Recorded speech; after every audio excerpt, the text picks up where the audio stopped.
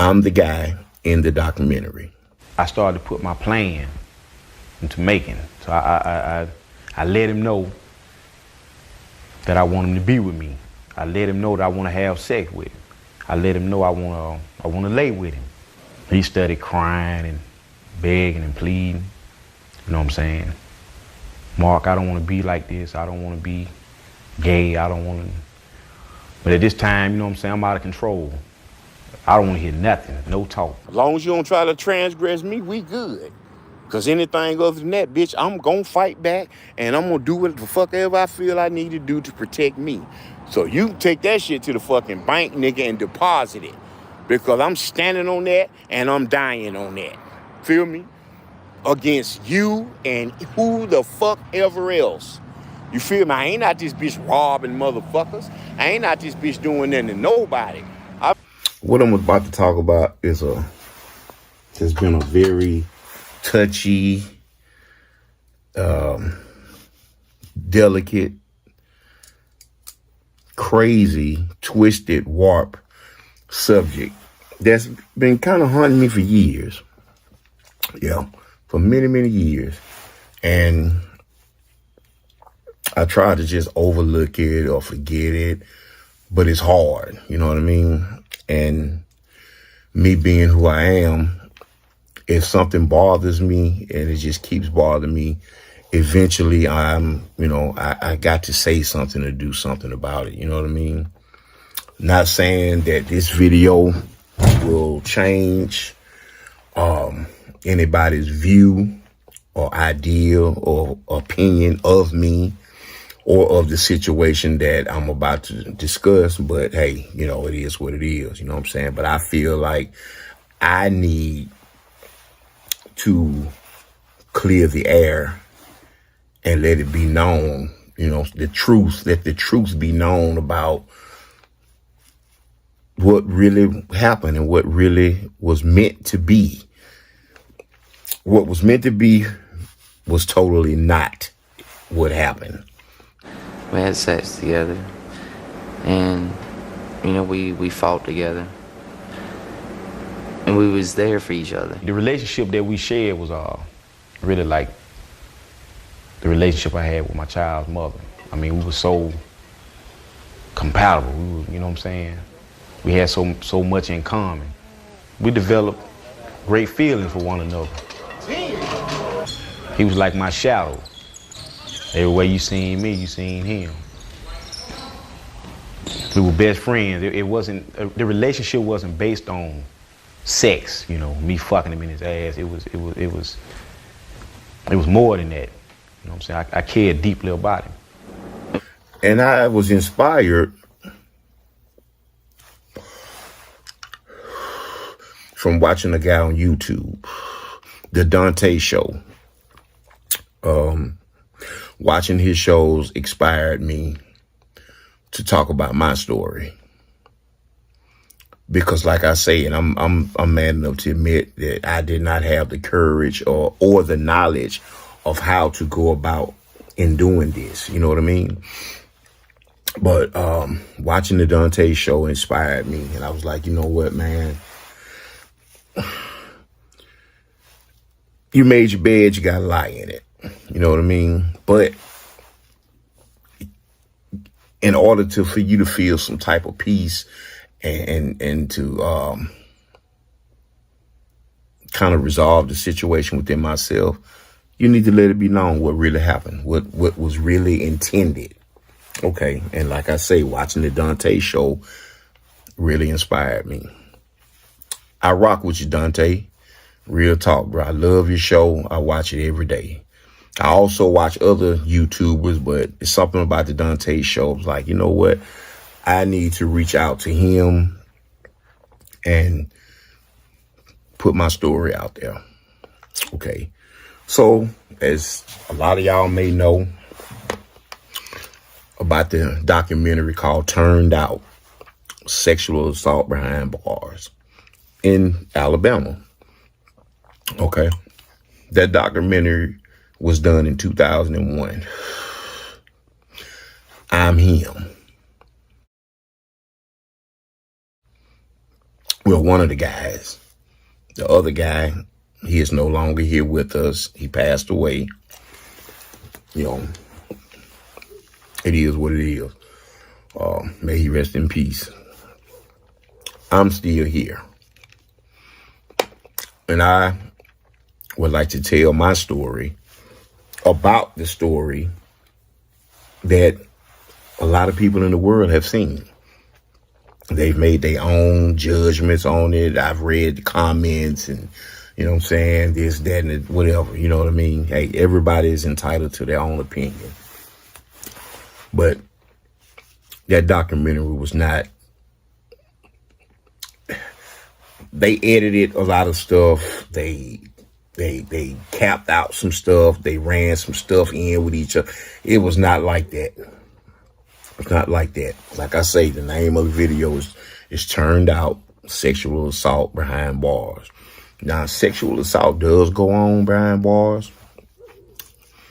All types of stuff go on behind bars. If you've been there, then you know it's a crazy, twisted, warped world.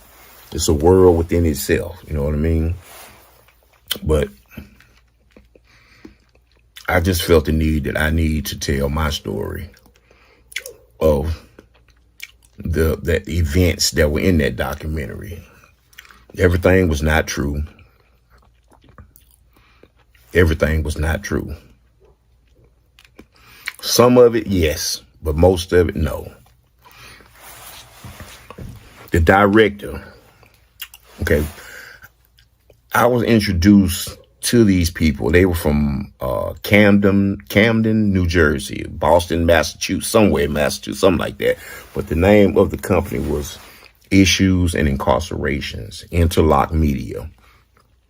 The director's name was Jonathan Schwartz. Okay. So you got to look at it from my shoes. You know, try standing in my shoes. I've been locked up for a while. These people come down because my friend, some type of way, he was tied in with them. And he said, I know someone that could give y'all some knowledge of things that go on in prison. Okay, so they went to the commissioner of the prison system in Alabama and got permission to come into the prisons and film. So the warden of any prison couldn't stop it because the commissioner had already approved it. Okay.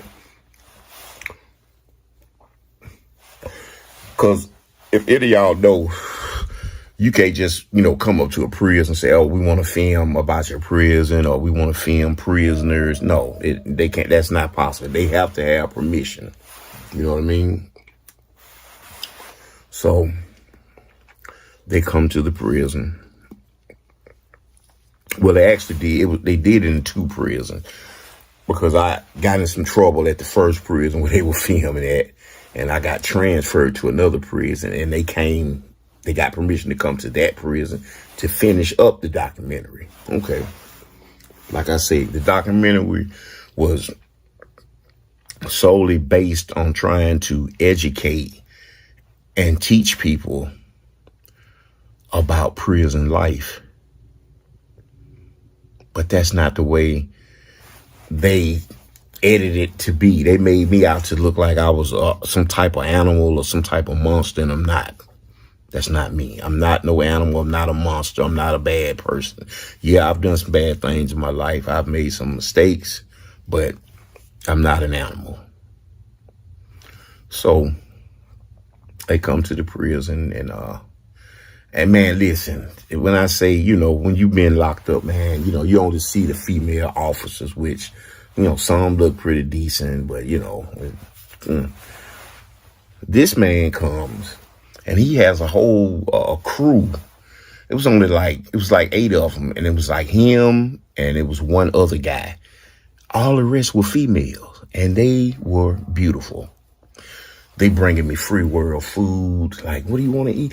Whatever I said I wanted to eat. They weren't gonna bring no drugs or no alcohol or no weapons or nothing. But food, yeah, they could. So, and then the women, they were giving me so much flirty type attention. I was like, I almost lost my mind. Like, bro, I hadn't been around a woman in like 12 years at that time. You know what I mean? So I mean, that shit just kind of went to my head, man. You know what I mean? Then the food, you know, cause everybody know prison food sucks. So them bringing me that free world food, and well, that's what we call in prison, free world food. You know, those who've been in prison understand that term. Those who haven't, yeah, you might be like, what do you mean free world food? But yeah.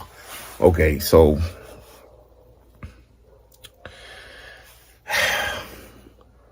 they bring me that food, the women all bubbly and flirty and just this, that, and, you know, they talking to me, and it just, so when we started the documentary, I guess what I was saying wasn't really lighting the fire that they was expecting. So they kind of like coached me into things to say and this and that and that.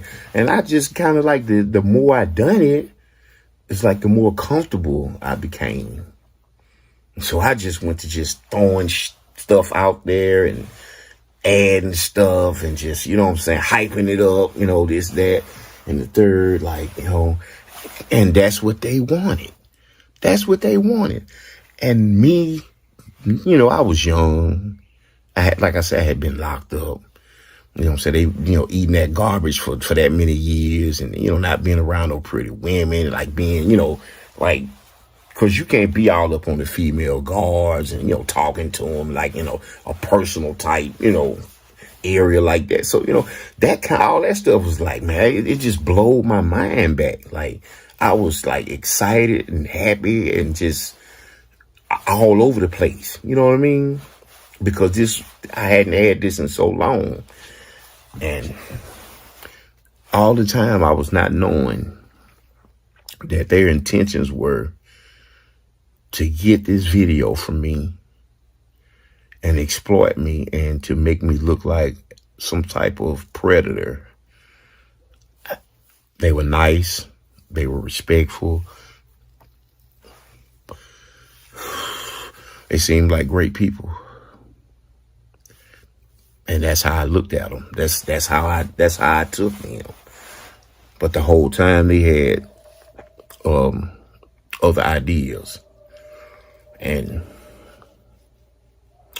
me, like I say, me being young, naive, not really knowing the severity of what I was doing and saying, and then they had me sign some type release papers or something. I can't even remember. It's been so long. But like I say, that was 23 years ago. You know what I mean? So they put the video out. Okay. I finally get out of prison, like 2001. I think I got out of prison like 8 or 9 years later. Okay, life was good. Everything was good. And I ran across the video on YouTube. I was like, oh, okay, that's the video I did. So, oh yeah, I'm excited. I want to watch it. But when I watched it, it was not nearly. I'm like, what? And man, the more I watched, the more furious I got, because I'm like, wait a minute. They man, listen, you know, I don't know how they did it or how you would even go about doing that. You know what I mean? But I'm sure they know, because this is what they do. They know how to edit. They know how to piece stuff and, you know, cut out stuff and put this piece with that piece. And you know what I mean? And man, I could not believe what I watched. I'm like, oh my God. So then I'm thinking like, okay, well, maybe no one will see it. Wrong. A lot of people seen it. A lot of people seen it. I even met a woman. I'm not going to call her name, because God knows that woman was so good to me. She was so good to me. She was from Colorado. She wrote me a letter, and I got it in, like I say, I'm still in prison, St. Clair, a maximum security prison here in Alabama. I get the letter. I'm like, Colorado. Who the hell? I don't know nobody in Colorado. I open up the letter and I read it. And she explains to me that she had seen the documentary and she didn't think it was real. She didn't think I was real. She wanted to, see if that was really me, if I was a real person, whatever. Okay. She put her phone number in there.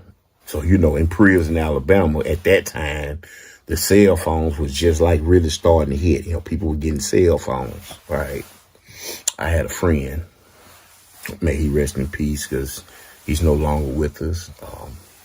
Good dude. He had a cell phone. Like I said, I'm not going to put his name out there because, respect for him and his family.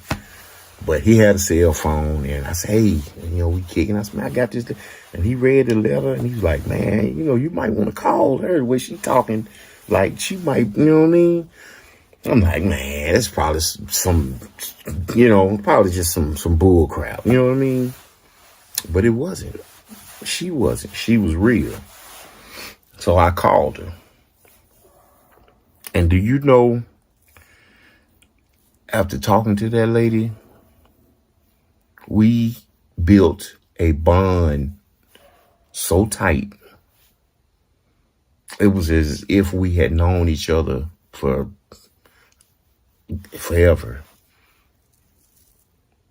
And I got out and she actually came to visit me. She drove all the way from Colorado to Alabama. And I'm like, she was telling me, oh, I'm on the way. And I'm like, yeah, okay, whatever. You know what I'm saying? But when I asked her about a couple of hours later, I'm like, where are you? And when she named where she was, I'm like, she must be on her way. Ain't no way in the world she would even know about this little town, the name of this little town, if she wasn't really coming. So I was like, whoa. I got super excited. I went and got dressed and ready. And when she pulled up, hey, man, when she got out that car, she's half white and half Mexican. Man, she got out that car, I could not believe my eyes. You hear me? She was bad to the bone. She was bad. She had hair down to her backside. She was, I know I can't say what I want to say because, I know Facebook and YouTube and Instagram, they got rules. But I'm just going to say she was bad. She was bad, y'all. She was bad. Hey, I ended up dating that woman for, God, off and on probably 5 or 6 years. But you got to understand, when you had been locked up as long as I had been locked up, almost 20 years, and you out, and with me living in Alabama, her living in Colorado, and, I'm getting a lot of attention from other women. Yeah, y'all already know what I'm trying to say. And she wasn't having it. She wasn't having it, y'all. She was a little older than me, but she kept herself up. She didn't drink alcohol. She didn't smoke cigarettes. She didn't do drugs. She ate salads and fruits like every day. She used to jog. So yeah, she did not look her age.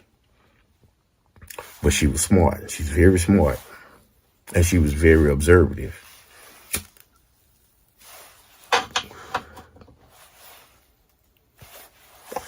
She used to come down and stay with me like 2 to 4 weeks at first. And then one time she stayed like 3 months. You know what I mean? And, I got caught up trying, being a man, being devilish. You know what I mean? I got caught up. She caught me up and, she just wasn't that type of woman. Now, we still friends. But, it's that part.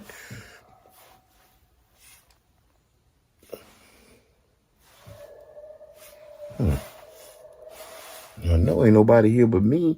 It sounds like somebody in the house.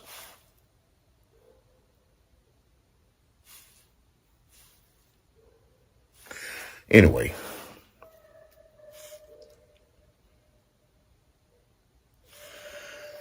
But yeah, we still friends. But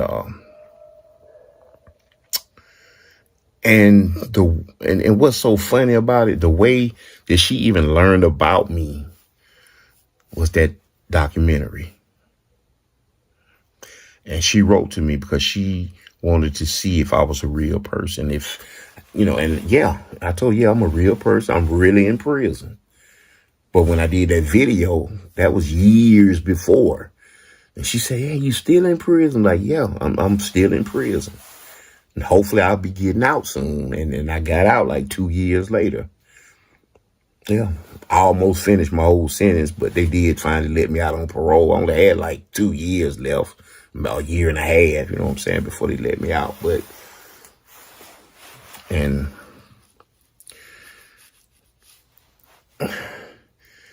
it just bothers me because so many people have judged me about that video.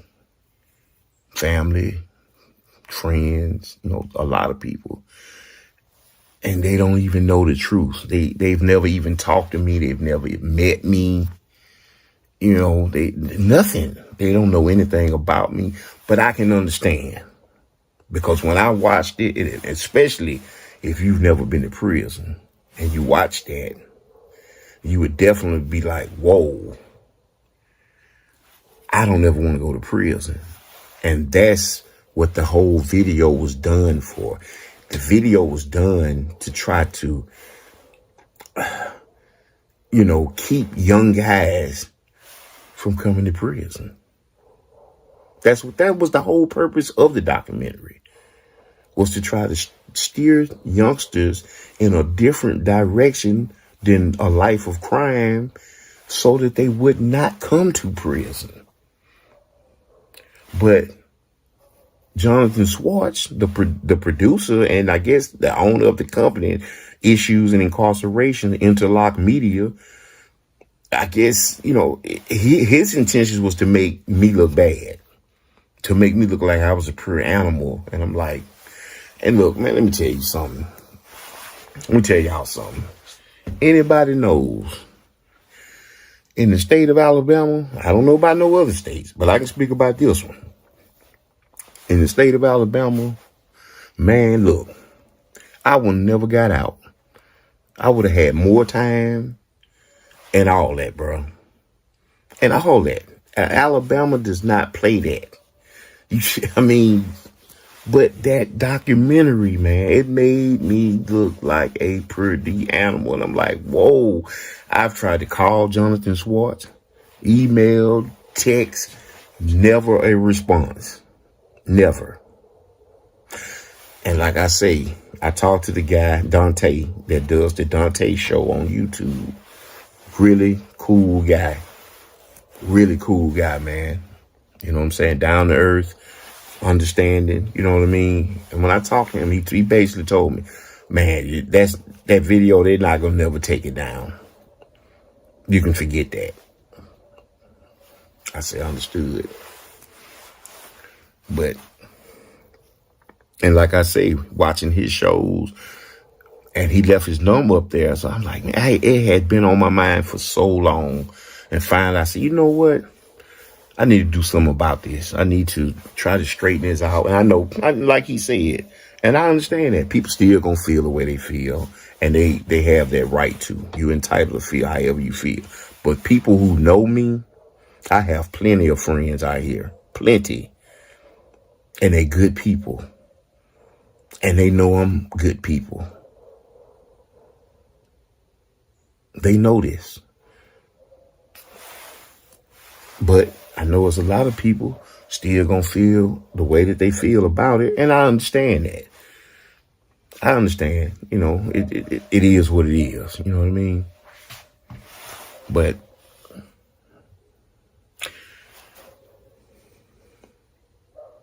it's so much and so many things about that documentary that were fabricated, that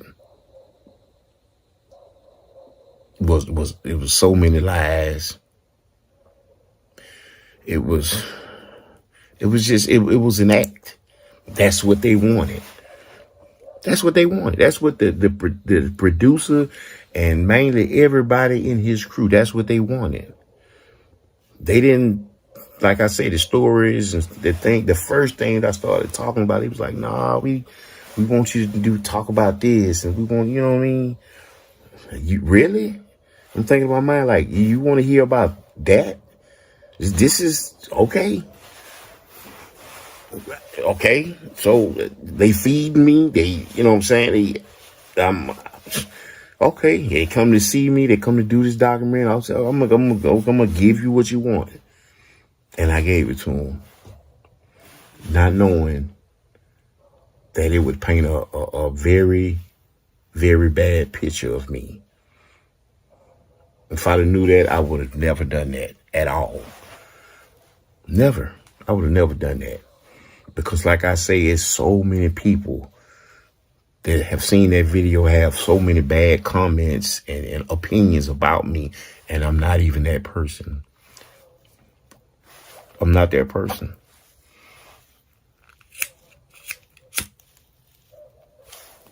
I'm not that person at all. I'm just a normal guy. I believe in God. Yeah, I've not been perfect in my life, and I'd be the first one to admit that, but I'm not the monster that documentary portrays me to be. I'm not. I'm just a regular guy. I like music, all types of music, all kinds. I like to go out to eat. You know, I like to go to church. I like to go watch movies. I try to help people. I respect people. I try to be decent to people because, yeah, I've lived a crazy life in my past. I've done a lot of things that I'm not proud of. But with age and a lot of heartache and pain comes wisdom. Well, it's supposed to come. Not everybody gets it, but I got it. I got it. I learned that you have to treat people with respect. You have to do unto others as you would want done unto you. And I truly believe in that. I truly believe in that.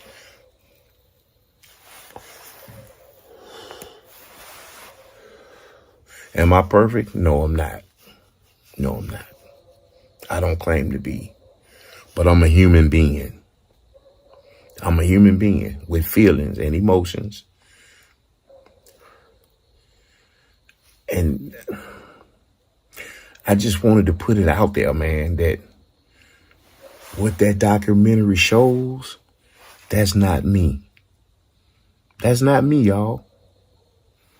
That's not me at all.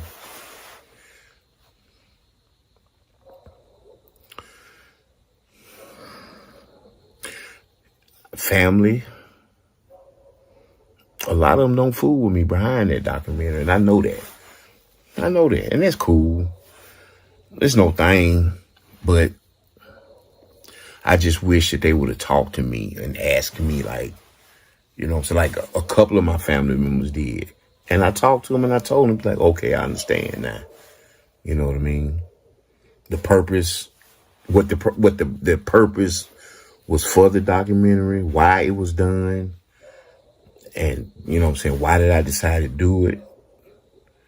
You know, once I explained that to a couple of people in my family, it was like, okay, I understand. You know, they basically just, they gypped you.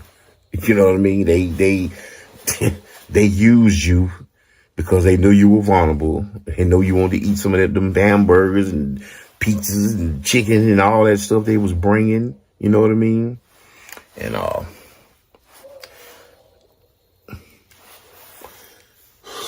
they gypped you. And it's nothing I can do about it. You know, it is what it is. I've even been told that they used that documentary to train correctional officers in prisons all over the world. Yeah. They use that documentary to train cadets that are becoming officers in the prison system. You know what I mean? They actually use that documentary to train them for things to look out for, things, you know what I mean? To show them, about prison life, what goes on, what can go on, and how to conduct themselves in a professional manner. So, and also keep themselves safe. You know what I mean? On the other hand, I've also been told that, it has reached some youngsters to where they was like, man, I'm not doing nothing to go to prison. And that's the whole purpose of it. It was to deter young people from making bad decisions that would cause them to have to go to prison. That's what the whole documentary was for. That's what was the purpose. It was intended for that purpose. You know what I mean?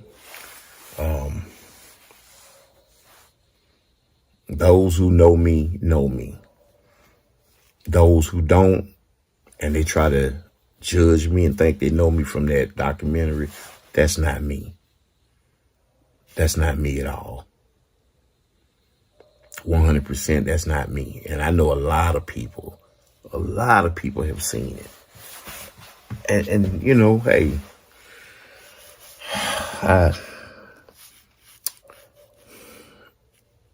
I hate it. Especially those who see it and who've never been to prison, and they see it and they were like, whoa.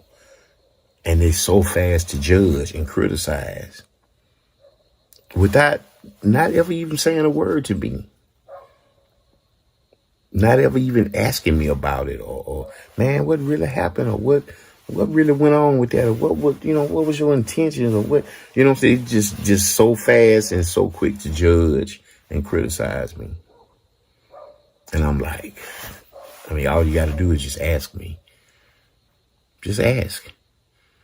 Because there's a lot of people that I be around a lot that have seen it, and I know they've seen it, and they act a little different towards me, but they never say nothing to me about it. And I'm like, why not just ask me and give me the opportunity to tell you what was really going on and why it was done. It was done to try to help keep young people out of prison. And it backfired on me. It backfired on me. But anyway, y'all, I ain't gonna keep going on about it. I just wanted to put that out there. You know what I mean? Like I say, it's been so many years ago, and it's been so many times that I wanted to say something about it, but I was like, no.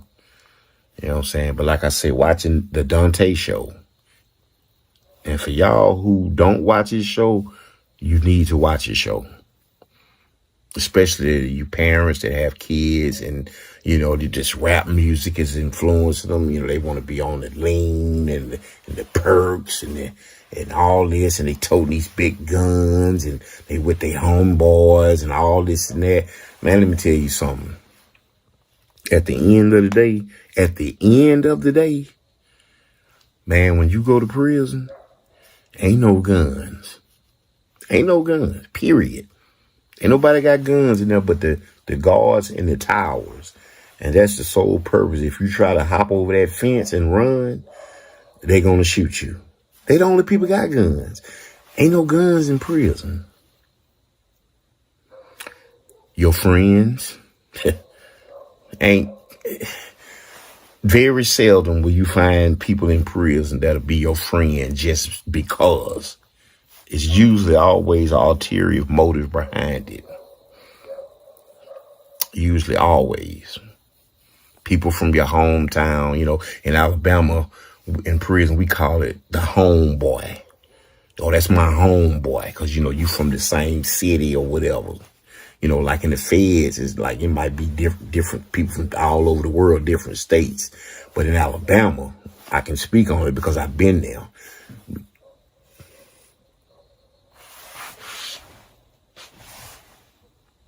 the hell? I'm the only one here. I keep hearing noise in them. Give me a second.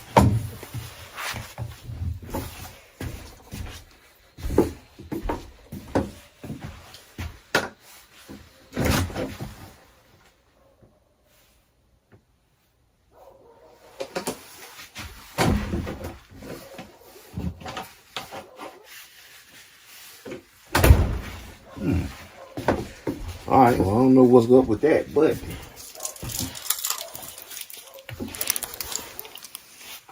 back to what I was saying, like in prison, in Alabama, we call it homeboys. Your homeboys will do you in. They will set you up to be hurt, to be killed. Your homeboys will, they will try to extort you. I mean, yeah, you got to watch out for people in other cities, from other cities, and you got to also watch out from the people from your city. Because if you think about it, everybody in your city, hell, y'all wasn't getting along with each other on the street. So what makes you think we're going to get along in prison if we wasn't getting along on the streets? But like I say, most guys come to prison, they're looking for a little aid and assistance. You know, you especially, you ain't never been to prison, man. You young, you 18, 19, 20 years old. You walk into this prison, you already got it in your mind about, you know, everybody then heard the old prison story. So yeah, when you on your way there, yeah, you nervous. I ain't gonna lie, I was nervous. I'm sure everybody that goes to prison gonna be nervous. Some more than others, you know what I mean? But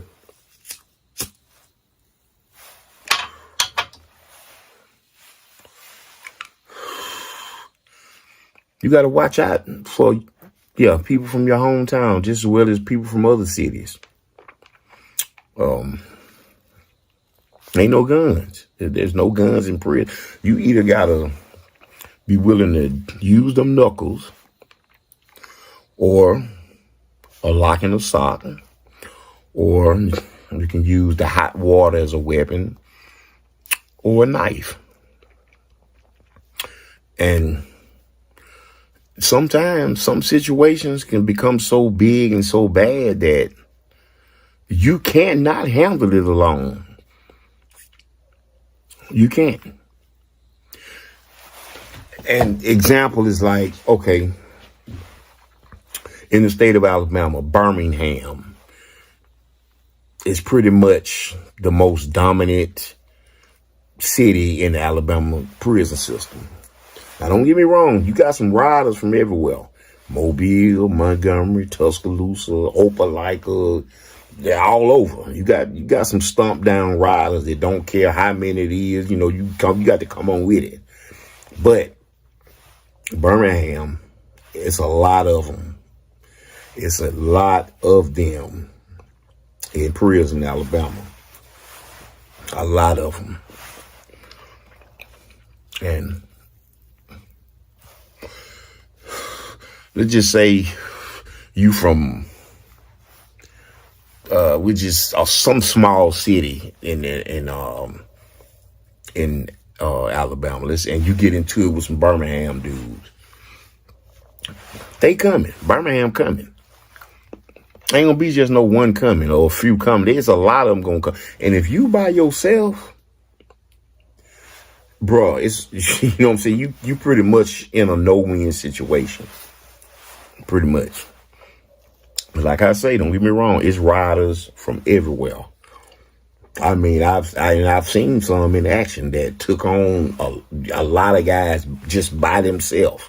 They didn't care. You had to come on with it. You had to, they was not backing down. And so, and a lot of them that I remember was from, what's that place? Was it, I think, Talladega, Alabama? And there was a few guys, and it wasn't only but a handful. But yeah, they was about that life. If you come at them wrong, man, they don't care how many of y'all it is. They like I say, you had them from all over little cities, throughout Alabama that was in prison. They was not backing down. They was not running. So with that being said, that's part of the reason why a lot of guys come to prison and they join gangs, because they feel like, they want to be a part of something, for one. And number two, they be like, hey, I need to, because you never know when it's going to go down. You never know when you might get into it with somebody, because it's hot in them. People going through stuff in their own mind. They depressed, they angry because they locked up. Some of them because they ain't got no money. Ain't nobody sending no money. They can't catch store. They hungry. They want, and you got it over here. And sometimes them guys, they coming to get it. And they ain't asking for it. They coming to get it by any means necessary. You know what I mean? So prison is a jungle. It's a concrete jungle. And man, if you're not a wolf, man, you're gonna get got. And it's a simple fact. If you are not a wolf, they are coming to see about you. They coming to see what you about. And if you don't get down for yours, you in for a bad stay. Once they smell or see that fear in you, bro, they're not gonna, no. Even, okay, if these guys come at you and they ease up, I mean, it's gonna be others. Everybody in prison is always looking for victims. So, sometimes you have to put on that hard face and become heartless, because if you don't, bro, you're not going to have a peaceful stay. You're not going to just, like a lot of guys coming, I just want to do my time. I don't want to bother nobody. I just want to go on. No, that don't work. That don't work. That don't work. They don't want to hear that. They ain't trying to hear that. It's not going to happen. You can stay on your bed every day. You can go to church. You can try to stay out of everybody's way. You can try to be respectful. Man, ain't none of that gonna work. That's gonna just put more fuel to the fire. What is that? A coyote? Do y'all hear that?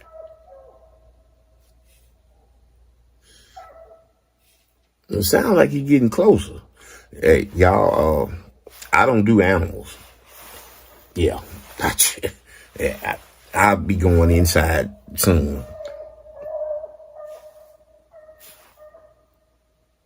Yeah, I don't do animals, period. If I don't know them, I don't deal with them. Dogs, cats, I don't care. And then especially I live in the woods, y'all, in the country.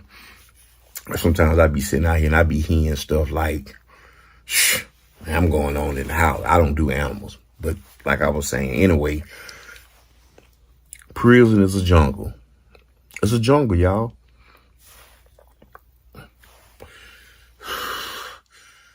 Sometimes you have to become a beast to prevent from becoming a victim. Let me say that again so people can understand it. Sometimes, or most times, I ain't gonna say something, I'm gonna say most times, you have to become a beast to not become a victim. If that makes any sense. You know what I mean?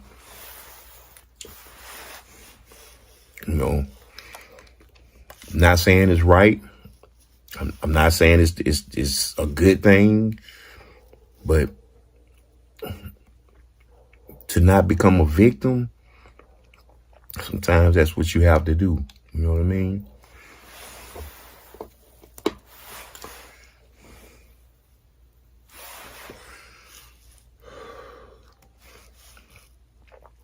But anyway, y'all, I just wanted to,